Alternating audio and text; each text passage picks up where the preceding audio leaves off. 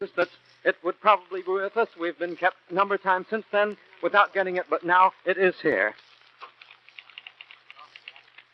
The President announced at 7 p.m. today the unconditional and unqualified surrender of the Japanese. General Douglas MacArthur takes over as the Allied Supreme Commander and the man who will tell Emperor Hirohito just how to run Japan.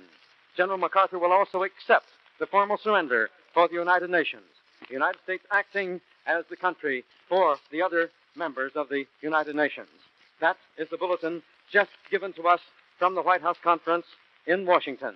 We had received word a few moments ago that almost the entire cabinet had gone into the White House for the press conference and was on hand for this great announcement.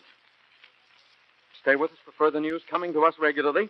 General MacArthur, the man that so many hoped would be the gentleman in charge and would go over and take over the Japanese islands and supervise their performance until an election was held, has now been named the Allied Commander-in-Chief over Japan to command Emperor Hirohito. At the same time that our President was making the surrender announcement, Clement Attlee, Prime Minister of Great Britain, announced it in a broadcast over the international BBC broadcasting station, Beam to America. Word had been given us today that the announcement would be made concurrently in the four capitals of the United Nations, the four leaders of the United Nations. Our reply, the reply sent to us from Japan, had no qualifications whatsoever. They accepted the terms that were laid down for them at the Potsdam Conference. And this conforms exactly with the Potsdam Declaration, the declaration that President Truman sent to Japan. Word went to Japan giving them this proclamation, and if they had taken it at that time, many lives would have been saved. They chose to fight on. As a result, Russia entered the war. 2 atomic bombs were dropped on Hirohito and Nagasaki, Hiroshima and Nagasaki, and many more. Hundreds of thousands of lives were lost as a result of Japan's obstinacy, or for whatever reason they may have chosen to refuse to accept the surrender terms at that time.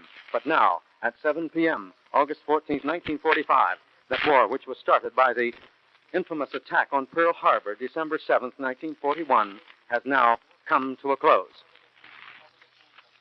Japan has surrendered unconditionally to the United Nations. More news will come to us immediately from the White House press conference. Mutual representatives were on hand, flashed the news to us immediately, and we brought it to you just at the very moment. Of course, pandemonium has broken loose at the White House. The great press conference was on hand. 150 newsmen, 35 photographers, all trying to get in to be first to come out with that news. President Truman announced today that fighting in the Second World War has ended. He also announced that General of the Army Douglas MacArthur has been appointed Supreme Commander of the Allied Army of Occupation in Japan. MacArthur will rule Japan through Emperor Hirohito. The Emperor, however, is retained. The news given to us is that the Emperor is retained. No more lives will be lost in the Pacific. No more soldiers will go in that direction to give their blood in order to bring the peace which we must have in this generation, and we hope in every other generation. We've just received word that Emperor Hirohito's own signature were on the documents of surrender. His own signature on those documents of surrender. Now, much talk is going around concerning just where the surrender will be formally signed. The Emperor will order all armed forces under his command. We're bringing you the news just as quickly as it is given to us. The Emperor will order all armed forces under his command to lay down their arms immediately. Full surrender in all parts of the world. Wherever Japanese troops have been fighting, they will now conform to full surrender in all parts of the world. The President said, I've received this afternoon a communication from the Japanese government in reply to the message forwarded to that government by the Secretary of State on August 11th. I deem this reply a full acceptance of the Potsdam Declaration, which specifies the unconditional surrender of Japan. And as we told you just a couple of moments ago, Prime Minister Attlee just stated that the surrender of arms was authorized by the Emperor in official Japanese reply, carrying a full approval of the Emperor. The document was signed by Tojo also. The President has declared a 2-day holiday in honor of VJ Day. Celebration that was started this morning will be continued. National holidays, 2 of them. It was announced in England the other day that there would be 2 holidays over there, and now there's been a 2-day holiday announced for all government departments and agencies. We have not been told yet just when that 2-day holiday will be, but no doubt it'll be very soon. VJ Day is with us I know you're all just as happy as we are here in the Mutual Newsroom to be able to flash to you all these details concerning VJ Day, which is finally with us. Long years of war which captured and took care of Italy, war which did away with Mr. Mussolini, war which took us in to do away with the Nazis and to vanquish Hitler, has now overcome Hirohito. We want to clarify one thing.